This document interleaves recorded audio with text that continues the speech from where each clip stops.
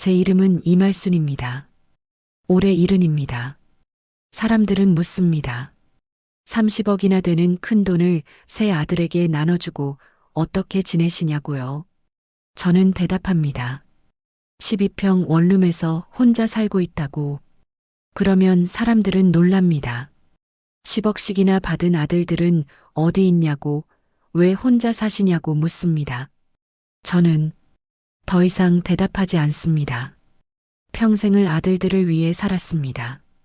새벽 4시부터 밤 12시까지 단 하루도 쉬지 않았습니다.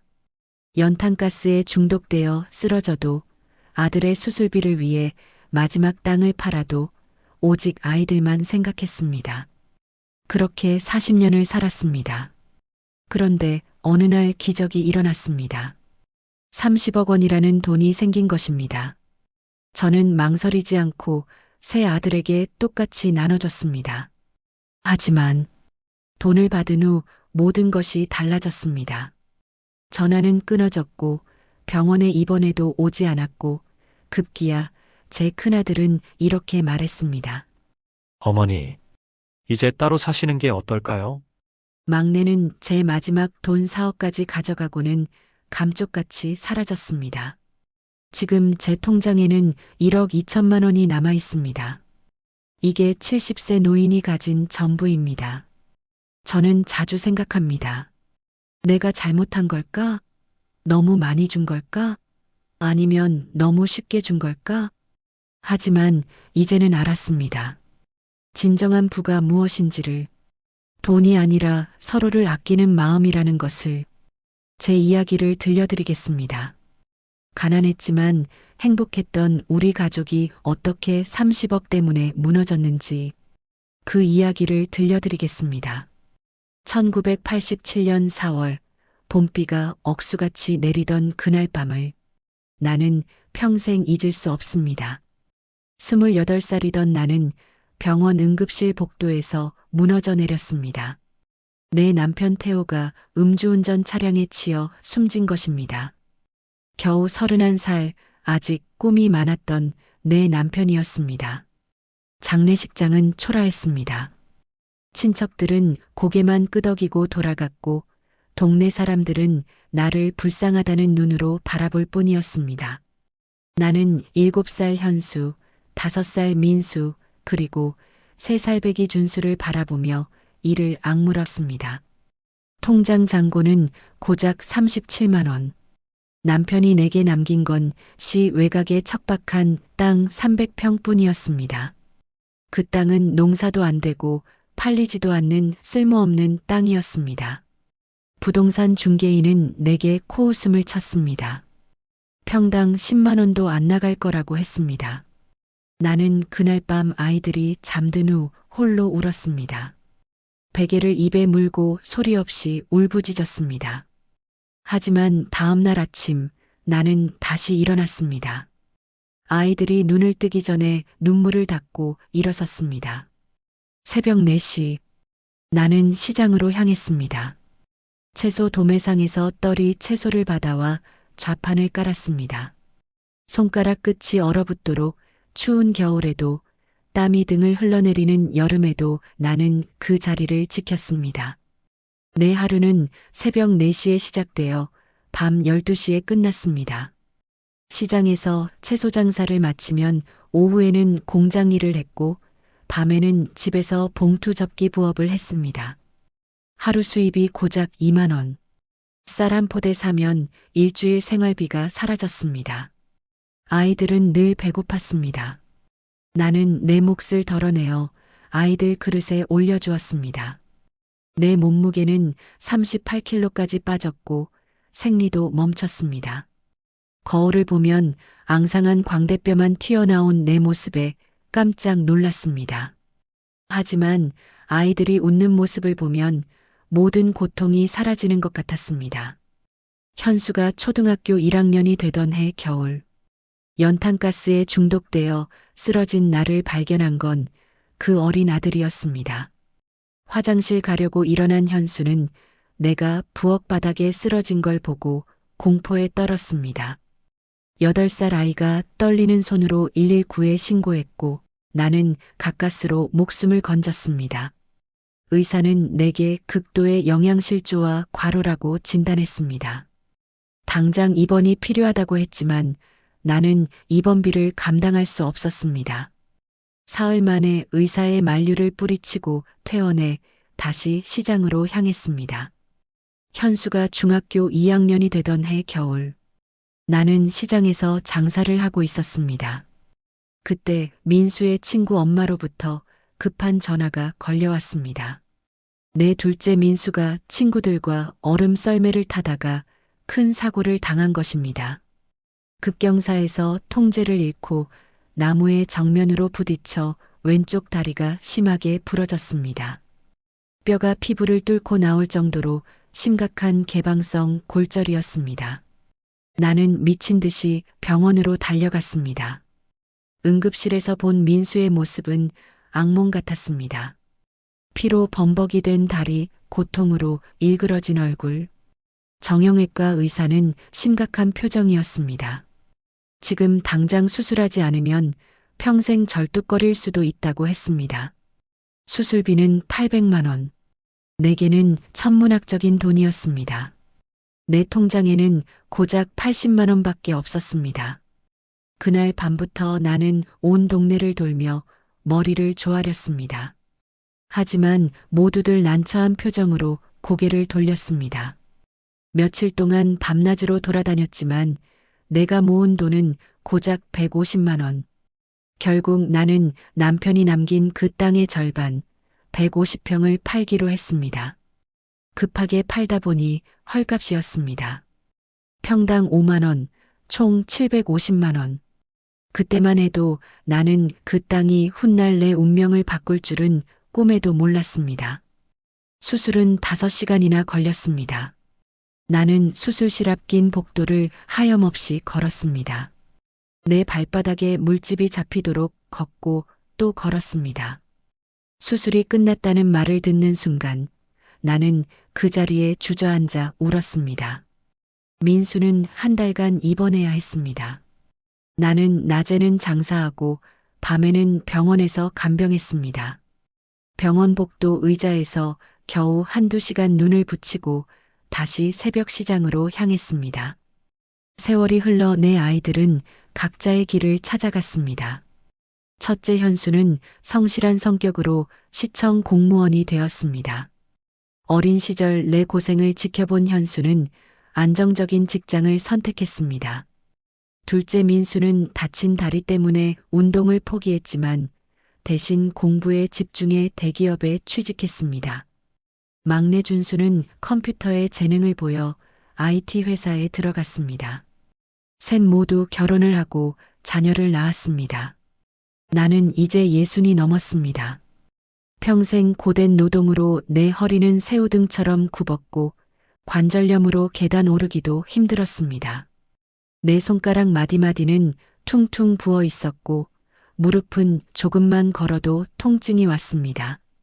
그래도 세 아들이 모두 결혼해서 자리를 잡은 것만으로도 내 가슴은 벅찼습니다.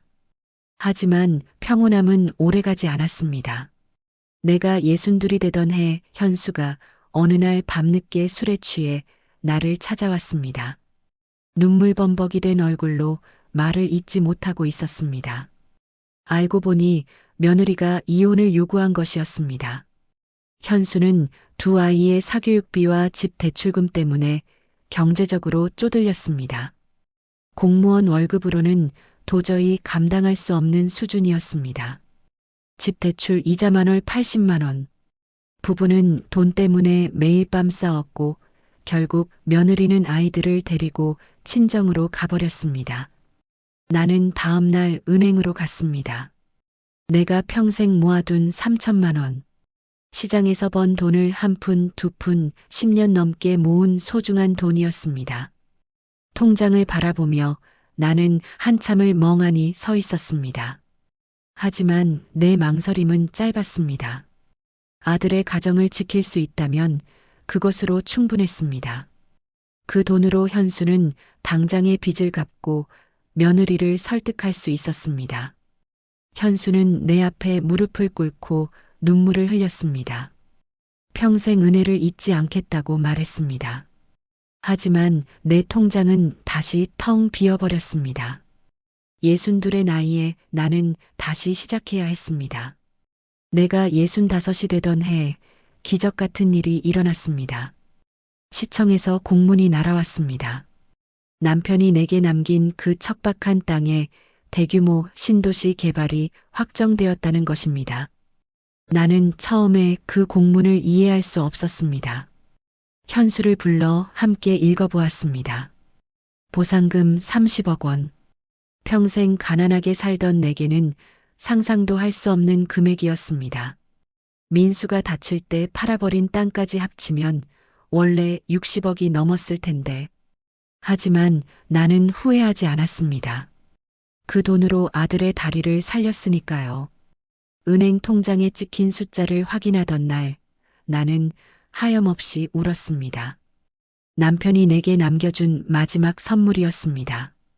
소식을 들은 아들들이 모두 달려왔습니다. 그들의 눈빛은 복잡했습니다. 기쁨과 놀라움, 그리고 어딘가 계산하는 듯한 시선이 섞여 있었습니다. 현수의 아내도 함께 왔는데 예전과 달리 굉장히 친절했습니다. 내 결정은 단호했습니다. 나는 아들들을 한자리에 모아놓고 말했습니다. 이 돈은 너희 아버지가 마지막으로 남겨준 선물이다. 세 아들이 똑같이 나눠 가져라. 각자 10억씩. 아들들은 감격스러워했습니다. 현수는 무릎을 꿇고 내 손을 잡았고 민수와 준수도 눈물을 흘렸습니다. 며느리들도 모두 감사하다며 연신절을 했습니다. 그 순간만큼은 우리 가족이 하나가 된 것 같았습니다. 돈을 받은 후 내 아들들의 생활은 180도 달라졌습니다. 현수는 강남의 고급 아파트로 이사했습니다. 50평대 신축 아파트, 내가 평생 살아온 집보다 10배는 큰 곳이었습니다. 민수는 외제차를 샀습니다. 준수는 사업 투자에 나섰습니다. 처음 몇 달은 아들들이 자주 내게 안부를 물었습니다. 일주일에 한 번씩은 찾아왔고 식사도 대접했습니다. 하지만 시간이 지나면서 연락이 뜸해지기 시작했습니다. 바쁘다는 핑계가 늘어났습니다. 이사하고 정신이 없다고, 회사 일이 너무 바쁘다고, 사업 때문에 시간이 안 난다고 했습니다. 명절이 되어 모였지만 예전 같은 따뜻함은 사라졌습니다. 며느리들의 태도도 달라졌습니다. 예전에는 살갑게 굴더니 이제는 형식적인 인사만 할 뿐이었습니다. 현수의 아내는 내가 입은 옷을 보며 코웃음을 쳤습니다. 돈도 있는데 좋은 옷 좀 사 입으라고, 체면도 있다고 했습니다. 나는 이상한 기분이었습니다. 돈을 주고 나니 오히려 아들들과 멀어진 것 같았습니다. 내가 전화를 해도 바쁘다는 대답뿐이었고 만나자고 해도 시간이 없다고 했습니다. 내가 68이 되던 해 가을, 내 몸에 이상 신호가 왔습니다. 목이 자꾸 마르고 화장실을 자주 가게 되었습니다. 내 체중도 급격히 빠졌습니다. 어느 날 아침 나는 화장실에 가려다 현기증을 느끼고 그대로 쓰러졌습니다. 다행히 옆집 아주머니가 들렀다가 발견해 119를 불렀습니다. 응급실에 실려간 나. 내 혈당 수치는 무려 450. 위험 수준이었습니다. 의사는 내게 심각한 표정이었습니다. 당뇨 합병증으로 당장 입원이 필요하다고 했습니다. 방치하면 실명할 수도 있고 신장도 망가질 수 있다고 했습니다. 나는 떨리는 손으로 아들들에게 전화했습니다. 현수에게 전화했지만 해외 출장 중이라는 며느리의 말만 들었습니다. 일주일 후에나 들어온다고 했습니다. 준수는 중요한 미팅이 있다며 올 수 없다고 했습니다. 투자자 미팅을 놓치면 사업이 망한다고 했습니다. 결국 민수만이 1시간 만에 병원에 도착했습니다. 내 초췌한 모습을 본 민수는 눈물을 흘렸습니다. 민수는 형과 동생에게 화가 나 격하게 전화를 걸어 따졌지만 그들은 정말 바쁘다며 이틀 후에 가겠다고 했습니다. 이틀 후에야 현수와 준수가 얼굴을 비쳤습니다. 하지만 그들은 불과 10분 정도 얘기하고는 바로 돌아갔습니다. 회사에 중요한 일이 있다고, 사업 때문에 바쁘다고 했습니다. 병실에 혼자 남은 나는 천장을 바라보며 눈물을 흘렸습니다. 10억씩 받아간 내 아들들이 이제는 10분도 내 곁에 있기 힘들어하는구나. 나는 2주간 입원 치료를 받았습니다. 그 기간 동안 민수만이 매일 들렀습니다. 현수는 퇴원할 때 한 번 더 왔고, 준수는 영상통화로 안부만 물었습니다. 퇴원 후 나는 큰아들 현수의 집에서 지내고 있었습니다. 원래 혼자 살던 작은 집이 있었지만 현수가 내가 혼자 있으면 위험하다며 모셔간 것입니다. 처음 며칠은 괜찮았습니다. 하지만 며느리의 눈치가 날로 심해졌습니다. 아침에 일어나 부엌에 가면 며느리는 냉장고 문을 쾅 닫았습니다. 거실에 나가면 손자들은 나를 피해 방으로 들어가 버렸습니다. 어느 날 저녁 나는 우연히 며느리와 현수가 방에서 나누는 대화를 들었습니다. 며느리는 내가 언제까지 여기 있을 거냐고, 아이들도 불편해한다고 했습니다. 돈도 많으시니 좋은 요양원 들어가시면 된다고 했습니다. 나는 가슴이 철렁 내려앉았습니다. 그날 밤 나는 잠을 이룰 수 없었습니다. 사흘 후 현수가 진지한 표정으로 내 앞에 앉았습니다. 한참을 망설이다 말을 꺼냈습니다. 어머니, 이제 따로 사시는 게 어떨까요? 나는 침착하게 물었습니다. 무슨 소리냐? 현수는 솔직히 말하겠다고 했습니다. 여기는 식구만 해도 비좁다고, 아이들도 공부방이 필요하다고, 그리고 내가 돈도 많이 있으니 편하게 지내는 게 좋다고 했습니다. 나는 아들의 눈을 똑바로 바라보았습니다. 그 눈에는 미안함도 죄책감도 없었습니다. 그저 불편함과 귀찮음만이 가득했습니다. 알았다. 나가마. 집을 나가기 전 일주일 나는 그 집에서 투명인간이 되었습니다. 가족들이 함께 식사할 때 내 자리는 없었습니다. 며느리는 내 몫의 밥을 따로 방에 가져다 놓았습니다. 손자들은 나와 눈도 마주치지 않았습니다. 어느 날 아침 나는 화장실에서 나오다 손자들의 대화를 들었습니다. 할머니 언제 나가냐고 자기 방 쓰고 싶다고 했습니다. 나는 그 자리에 얼어붙었습니다. 평생을 자식들을 위해 살았는데 이제는 손자들에게조차 짐이 된 것입니다. 일주일 후 나는 짐을 꾸렸습니다. 많지 않았습니다. 옷 몇 벌과 사진첩, 그리고 오래된 통장. 현수는 차로 나를 새로 구한 원룸까지 데려다 주었습니다. 불편하면 연락하라고 했지만 그 말은 형식적이었습니다. 현수는 나를 내려드린 후 서둘러 차를 몰고 떠났습니다. 뒤도 돌아보지 않았습니다. 12평 원룸. 평생 가족을 위해 살던 내가 이제는 혼자가 된 것입니다. 원룸으로 이사한 지 2달 후 막내 준수가 나를 찾아왔습니다. 얼굴이 초췌해진 준수는 문을 열자마자 무릎을 꿇었습니다. 울먹이며 말을 이었습니다. 주식 투자와 사업 실패로 10억을 모두 날렸다는 것입니다. 지인과 함께 시작한 스타트업은 1년 만에 망했고 투자한 5억은 한 푼도 돌려받지 못했습니다. 남은 5억으로 주식 투자를 했는데 다 날렸다고 했습니다. 빚까지 3억이 생겼다고 했습니다. 나는 충격을 받았습니다. 1년 만에 10억을 모두 잃다니.